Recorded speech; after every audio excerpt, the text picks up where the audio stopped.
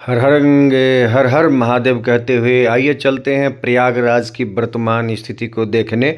Solanki family vlog YouTube channel के माध्यम से आप सबों को आज वर्तमान स्थिति में प्रयागराज ले चलेंगे और आपको रूट की सारी जानकारियां देते हुए चलेंगे प्रयागराज। सबसे पहले दिल्ली और दिल्ली एनसीआर, हरियाणा, उत्तर प्रदेश और राजस्थान के कुछ क्षेत्रों से आने वाले जो भी बंदे हैं वो दिल्ली होके ही आते हैं और दिल्ली एनसीआर से सभी लोग केएमपी से या यमुना एक्सप्रेस वे या लखनऊ रूट से या कानपुर रूट से ही प्रयागराज पहुंचते हैं। जिसमें आपको मैं बता दूं कि लगभग कानपुर से ही ट्रैफिक जाम शुरू हो जाता है और इतना जैम होता है कि आपको प्रत्येक किलोमीटर 1 घंटा की दूरी तय करने में आपको टाइम देना पड़ेगा। यानी कि अगर आप जाम में 20 किलोमीटर फंसे हैं तो 20 घंटा आपको कम से कम लगता है। इसलिए आप सबसे आग्रह है, अनुरोध है कि आप सतर्क रहें, सजग रहें और अपनी पूरी तैयारी के साथ प्रयागराज जाएं। पूरी तैयारी का मतलब ये है कि कोशिश करें कि अपने साथ ज़्यादा से ज़्यादा पीने का पानी और खाने का कुछ आइटम रखें, क्योंकि आपको इस लंबी जाम के साथ साथ आपको कहीं पार्किंग की भी असुविधा होगी। यदि आप किसी होटल में रुकना चाहते हैं या कहीं रेस्टोरेंट में खाना खाना चाह रहे हो तो ढाबे भी बहुत कम ही आपको वहाँ मिलेंगे। कुछ ही समय में वहाँ ढाबे का खाना भी ख़त्म हो जा रहा है और लंबी टोकन दी जाएगी आपको यहाँ पे। और टोकन इस तरह से दी जाएगी जहाँ पे 2 से ढाई घंटे आपको खाना खाने में ही लग जाता है। तो आप तैयारी करके चलें घर से और पूरी तैयारी इस तरह की होनी चाहिए कि आपके पास रेडीमेड खाना ज़रूर हो। और हर टोल प्लाजा पे आपको 1 से 1.5 घंटा लगता ही लगता है। जो हर टोल प्लाजा को क्रॉस करने के बाद आपको कहीं ना कहीं भोजनालय ज़रूर मिलेगा, लेकिन उसके लिए आपके पास 1.5 से 2 घंटा, कहीं कहीं तो 2.5 घंटा आपको खाने में लगेगा। हम सुबह चले थे सोनीपत से और आप देखें प्रयागराज हम सुबह ही पहुंच पाए हैं। 24 घंटा पूरा हो चुका है। 7 बजे सुबह से लेकर के अगले दिन के 7 बजे सुबह तक प्रयागराज में हम अभी पहुंच पाए हैं और आपको दिखा रहे हैं कि प्रयागराज में किस तरह से चींटियों की तरह गाड़ियां जो है स्लो चल पा रही है। यहाँ पे आपको कम से कम 4 से 5 घंटे लगेंगे इस 4-5 किलोमीटर में। लेकिन एक चीज़ ज़रूर कह दें कि सेक्टर 6 से 8 तक आपको कई पार्किंग मिलेगा। पार्किंग में जाने तक आपको काफ़ी टाइम ज़रूर लगेगा। पार्किंग से मात्र 2 किलोमीटर पे आपको मैं सजेशन देता हूँ कि गंगा स्नान ही कर लें। सभी श्रद्धालु इस जिद को न पालें कि मुझे स्नान करना है तो त्रिवेणी पे जाके ही स्नान करना है, क्योंकि त्रिवेणी पे जाने में बहुत लोगों की सांसें फूल जाती है, बहुत बीमार लोग परेशान हो जाते हैं, कई लोग तो वापस चले आते हैं, फिर दोबारा आपको कहीं दूसरे घाट पे ही जाना पड़ेगा। इसलिए हमारे तरफ से आग्रह है सभी श्रद्धालुओं को कि त्रिवेणी का जिद न करके आसपास में जो भी गंगा घाट है वहाँ पे आप स्नान करते हो तो त्रिवेणी का ही फल मिलता है, क्योंकि आप यहाँ पे इस प्रयागराज स्थल पे आ चुके हो जहाँ पे महाकुंभ है और इस तरह की महाकुंभ 144 साल पे फिर दोबारा लगना है। इसलिए लोग ये सोच के भी यहाँ पे ज़्यादा भीड़ लगा रहे हैं कि 144 साल जीवित हो या ना हो इस महाकुंभ का दर्शन करें। आगे आप लक्ष्मी गेट देख रहे हैं, ये लक्ष्मी गेट सेक्टर 6 के पास है और यहाँ से मात्र 1 किलोमीटर की दूरी पे आपको गंगा स्नान किया जा सकता है। और ये लक्ष्मी गेट से आप अगर राइट होते हो तो राइट जा कर के त्रिवेणी आपको लगभग 8 किलोमीटर यहाँ से आपको दूरी इसका बनता है। जहाँ भीड़ में खास अमावस या पूर्णिमा हो या जैसे महाशिवरात्रि के दिन है तो आपको 8 किलोमीटर जाने में 8 घंटे तक तय करना पड़ेगा। इसलिए आप अगर 8 घंटे झेलने के लिए तैयार हैं तो 8 घंटे आप तैयार रहें, अपने आप को तैयार रखें और आप त्रिवेणी तक जा सकते हैं। व्यवस्था बहुत अच्छी की गई है यहाँ पे, हर जगह आपको पीने का, खाने की व्यवस्था है सरकार के तरफ से भी और ये पार्किंग की व्यवस्था बहुत सुंदर व्यवस्था है। पार्किंग की, पार्किंग के लिए काफ़ी जगह है, सभी सेक्टरों में अलग अलग पार्किंग दी गई है और पार्किंग भी मात्र 70 रुपये में आपको मिल जाता है। यहाँ पे कोई लूट खसोट नहीं है। आपको रूट भी बताया जाएगा पुलिस के द्वारा, और जैसे ही उस रूट में भीड़ ज़्यादा हो जाता है तो आप देख रहे हैं यहाँ पे पुलिस वाले यहाँ पे रोक दिए और बोले इस रूट से अब नहीं जाओगे, आप राइट साइड से जाएं। यानी कि एक लिमिट है, वहाँ तक जाने के बाद उस लिमिट से ज़्यादा श्रद्धालु अगर एंट्री करते हैं तो उनको रूट चेंज कर दिया जाता है। इसी तरह से आप जैसे ही प्रयागराज में एंट्री करते हैं तो आपको कई रूट चेंज करना पड़ता है। जो गूगल है, गूगल ऐप जो है, उस मैप में जाकर के भी आप गूगल मैप पे जाके देखते हैं तो आपको 12 से 13 घंटा दिल्ली एनसीआर से प्रयागराज दिखाता है। लेकिन 12 से 13 घंटा में आप लखनऊ साइड से जाएंगे तो लखनऊ ही पहुंच पाएंगे, और कानपुर साइड से जाएंगे तो लगभग 14 घंटा में कानपुर ही पहुंच पाएंगे। मेन जो रस है वो है कानपुर से, यानी कानपुर से 180 किलोमीटर जाने के लिए आपको कम से कम 24 से 25 घंटे देने होंगे। यदि आप पूरी तैयारी से आए हैं तो आप अपने 4 व्हीलर से, व्हीकल से भी आ सकते हैं। व्यवस्था अच्छी है लेकिन टाइम लगेगा, पेशेंस रखना पड़ेगा। श्रद्धालु देख रहे हैं कई जगह तो खेतों से ही एंट्री कर रहे हैं प्रयागराज में, जहां कोई गाड़ियां की व्यवस्था नहीं है, जहां 4 व्हीलर नहीं है, वहां श्रद्धालु अपनी एंट्री कोशिश करते हैं कि खाली जगहों से भी, जो रूट नहीं भी बना है उस रूट में घुस जा रहे हैं। मैं यहाँ पे एक चीज़ और देख रहा हूँ कि कई लोग गंदा नाला के साइड से ही पैदल जा रहे हैं, जहाँ पे छोटी छोटी पुलियाँ हैं, कीचड़ है और वहाँ भगदड़ और ख़तरा होने की ज़्यादा चांस है। तो बिना रूट यात्री भी इधर उधर चले जाते हैं। जो मैं कहूँगा सभी श्रद्धालु रूट से ही जाएं, जहाँ से आपको गाइडलाइन पुलिस द्वारा दिया जाता है, उधर से ही आप जाएं तो बेहतर होगा। और आप इस लक्ष्मी गेट से जब निकलेंगे राइट को तो लगभग 2 किलोमीटर दूरी पे आपको मिलेगा बासुकीनाथ गेट। इस गेट से जाएंगे तो आपको बहुत कम भीड़ मिलता है, इतना जाम नहीं मिलेगा। और देख रहे हैं अभी आप श्रद्धालु आ रहे हैं लेकिन रिलैक्स मूड में आ रहे हैं इस गेट से। तो आप चाहेंगे तो वहाँ से आप जैसे ही सेक्टर 6 से आप लक्ष्मी गेट पे जाते हैं, वहाँ से राइट होते हैं तो लगभग कुछ ही किलोमीटर पे बासुकीनाथ गेट है, इधर से भी आप आ सकते हैं। और यहाँ पे देख रहे हैं कि ज़्यादा से ज़्यादा मंडप बने हुए हैं जहाँ ऋषि मुनि अपना यज्ञ कर रहे हैं, हवन कर रहे हैं। और यहाँ पे लगातार आपको हवन और यज्ञ का माहौल बना हुआ मिलेगा। यहाँ पे सारे भजन कीर्तन होते रहते हैं लगातार। ये मैं बासुकी गेट दिखा रहा था, और इसके अंदर जब आप जाते हैं तो आप यहाँ पे देख रहे हैं कि यहाँ पे मंडप बना हुआ है और इस धाम में लगातार यज्ञ चलता रहता है।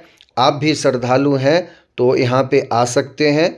यहाँ पे नो एंट्री है। ऐसे आप श्रद्धालु अगर श्रद्धा से तरीके से आप पूछ के आते हैं पुलिस वालों से तो आपका एंट्री अलाउ है।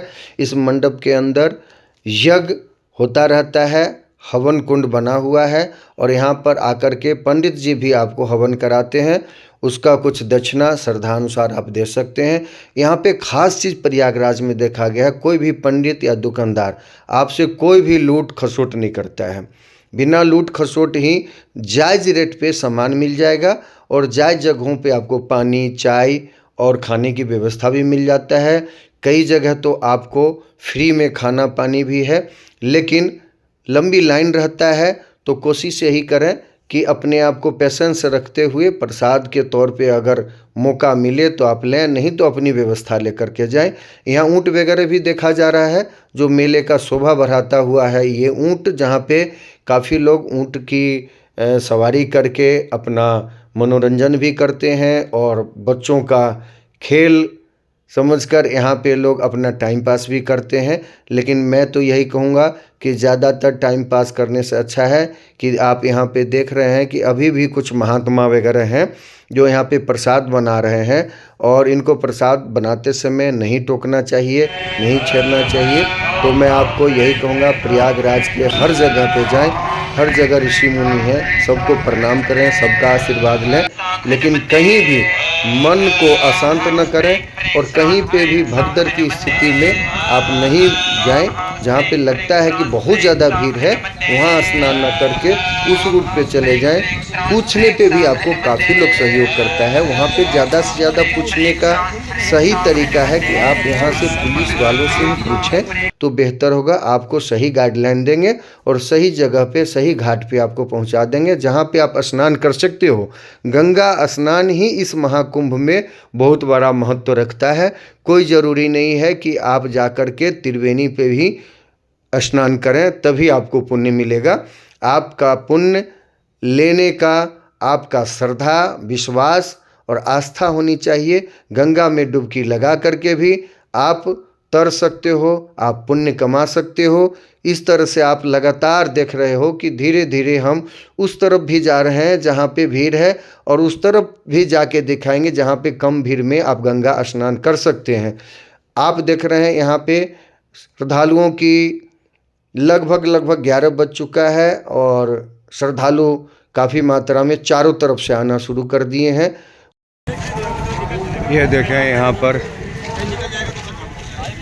दाने की पूरी पेठा और ये प्रसाद। भैया ये क्या चीज़ की प्रसाद है? रामदाने। ये इतना बड़ा इसका पीस कितना ग्राम का है एक? ये तोल सकते हैं, ये तो बनाया जाता है बड़ा। कितने रुपए की एक पीस? ये तौल के आते 120 रुपए किलो। माला कितने रुपए की है ये वाली? ये जी ये क्या चीज़ की माला है ये? हैं? चंदन की। चंदन की है ये? गारंटी के साथ है? तुलसी वाली माला कौन सा है? तुलसी बाबा पेवर ये रखा है। ये कितने रुपए की है? 100 रुपए की। 100 रुपए की है। जैसा कि आपने यहाँ देखा कि सभी चीज़ की रेट जायज़ है, कहीं पे मनमानी रेट नहीं मांगा जाता है। और ये सबसे अच्छी बात है कि यहाँ पे जो भी बिजनेसमैन भी है तो अपना बिजनेस श्रद्धा के हिसाब से, विश्वास के हिसाब से और श्रद्धालुओं को बेहतर सुविधा देने के हिसाब से बिजनेस कर रहा है। तो ये सभी जो व्यवसायी हैं वो छोटा है या बड़ा है, सभी को रोजी रोजगार इस मेला में मिलता है।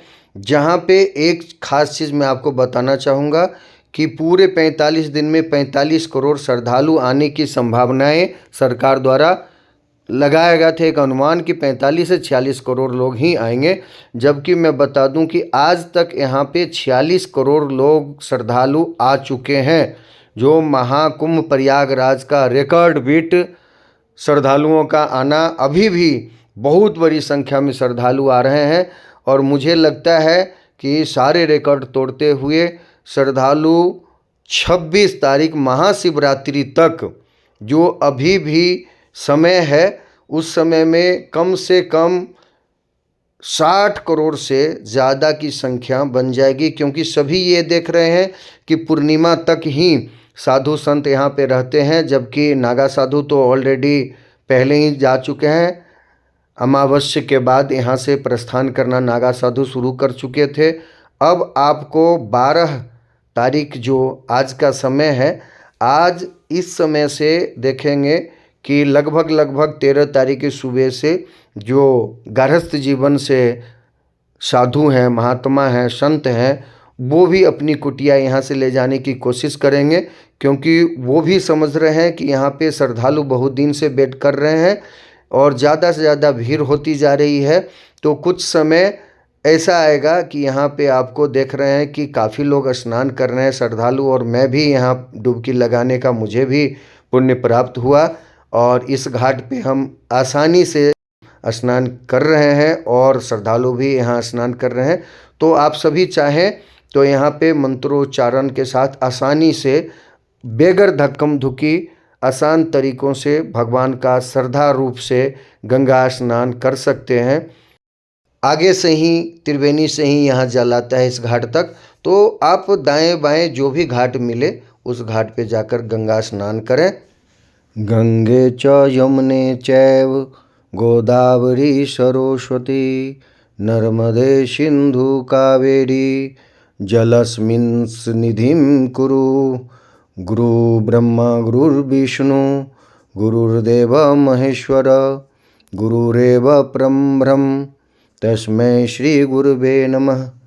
अखंडमंडलाकारं व्याप्तं येन चराचरं तत्पदं दर्शितं येन तस्मै श्री गुरुवे नमः।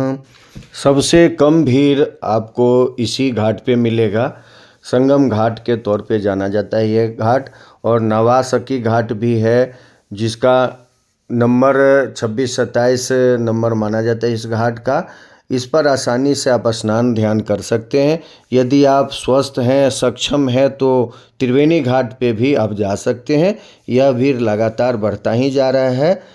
तो 15 फरवरी से 25 फरवरी के बीच में राहत मिलेगा। हो सकता है फ़िलहाल 2 दिन ट्रेन भी कैंसिल है, तो श्रद्धालु कम आएंगे क्योंकि ज़्यादातर लोग 4 व्हीलर रूट से आ रहे हैं। और आप यहाँ देख रहे हैं कि इस गंगा घाट पे यहाँ पे एक छोटा सा बच्चा है जो कहा जाता है कि कुंभ मेला लगने से क्या होता है, भगवान की पूजा करने से क्या होता है। यहाँ पे देखिए रोजी रोजगार के लिए बच्चे भी उत्साहित होकर के सभी को तिलक का व्यवसाय कर रहा है, और तिलक लगाकर सब श्रद्धालुओं से श्रद्धापूर्वक जो ही इच्छा हो वो इस बच्चे को प्रदान करता है। और बच्चा बहुत भावुक है क्योंकि बच्चे का कहना है कि मुझे कुछ पैसे की ज़रूरत नहीं है, आप जो इच्छा से दे देते हो, तो इच्छा अनुसार आप इस बच्चे को कुछ इनाम स्वरूप दे सकते हैं। चंदन लगाने का काम ये बच्चा कर रहा है इस घाट पे। तो हम यही कहेंगे बार बार कि त्रिवेणी पे न जाकर आप दाएं बाएं जो भी घाट है उस घाट पे आकर आप स्नान करें, और प्रयागराज तीर्थ महाकुंभ में आकर के अपने आप को धन्य करते हुए हम सभी धन्य हैं कि इस देश के वासी हैं। और हमारी इस देश में जिस धरती पे देवता भी पूजन करने आते हैं वहाँ हम पूजा करने और स्नान करने हम भी जाते हैं। तो ये हमारा सौभाग्य है, हम हिंदुस्तानी हैं, हम सनातनी हैं, तो इस धर्म के हिसाब से स्नान करना भी बहुत जरूरी होता है। पुण्य, ध्यान और प्रार्थना, स्नान और पूजा पाठ हमारा धर्म है, इसलिए हमें राष्ट्र धर्म के साथ साथ इस धर्म का भी पालन करना चाहिए। अगर आप देखते हो तो संगम घाट की ओर मैं आपको ले चलना चाहूँगा। ये संगम घाट की तरह आप देख रहे हो, नंदी घाट की तरफ से भी आप जा सकते हो संगम घाट पे, और यहाँ पे भीड़ अक्सर इस संगम घाट के तरफ जाएंगे तो त्रिवेणी संगम घाट है। और इस त्रिवेणी संगम घाट पे आपको नाव की भी पहले व्यवस्था हुआ करती थी, लेकिन फ़िलहाल नाव की भी व्यवस्था में थोड़ा सा आपको असुविधाएं प्रदान होगी क्योंकि बहुत सारे नाव रूट पे बंद कर दिए गए हैं। तो हम यही चाहेंगे कि यदि आपको ये यूट्यूब सोलंकी फैमिली चैनल के माध्यम से जो जानकारी दिया गया है अच्छा लगे, तो आप सभी श्रद्धालुओं से आग्रह है कि आप इस चैनल को लाइक करें, सब्सक्राइब करें, और हो सके तो अपने दोस्तों तक शेयर भी करें ताकि मेरा उत्साह बढ़ेगा। और इस तरह की लगातार वीडियो जो अपने धर्म से रिलेटेड है, सनातनी धर्म से रिलेटेड है, ज़्यादा से ज़्यादा पर्यटक स्थल और सनातन धर्मों के उत्थान के लिए जो हो सकता है, आप सब कमेंट भी करें कि क्या इस तरह का वीडियो बनाना उचित है। अगर उचित है तो कमेंट में आप ज़रूर लिखें। अब आप स्नान करने के बाद जैसे ही प्रयागराज से निकलेंगे तो आप देखेंगे सभी खम्भों पे संतों का एक आकृति बनता हुआ है जो लाइटिंग के माध्यम से बनाया गया है, और सभी खम्भों पे तीर धनुष का जो एक आकृति बना हुआ है, यह आपको बहुत ही आकर्षित करता है।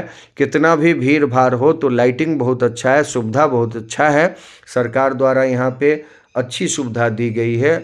और इस जाम में भी आपको आनंद महसूस होगा, लगेगा कि हम कहीं और किसी लोक पे आ चुके हैं, क्योंकि जहाँ पे करोड़ों की संख्या में श्रद्धालु हो और लाखों की संख्या में यहाँ गाड़ी हो, मिला जुला करके जो मान्यता है कि यहाँ पे कम से कम प्रतिदिन 5 लाख गाड़ियाँ आती है, तो 50 लाख तो 4 व्हीलर के माध्यम से ही लोग आ रहे हैं। प्रयागराज महाकुंभ 2025 का ये महत्ता है कि 50 लाख लोग लगभग 4 व्हीलर के माध्यम से जो रोड रूट से आ रहे हैं, इसके अलावा कुछ ट्रेन के माध्यम से आ रहे हैं और कुछ श्रद्धालु तो पैदल ही आ रहे हैं, जो कम ही दूरी पे हैं आसपास के ज़िलों से, कोशिश कर रहे हैं कि 3 व्हीलर और बस सुविधा के साथ साथ जहां तक हो सकता है वो अपना पैदल भी चलने की कोशिश करते हैं।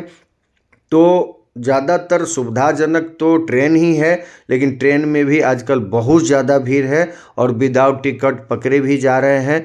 तो हमारा फ़र्ज़ भी बनता है कि हम विदाउट टिकट नहीं जाएं। और राधे राधे, जय श्री कृष्णा।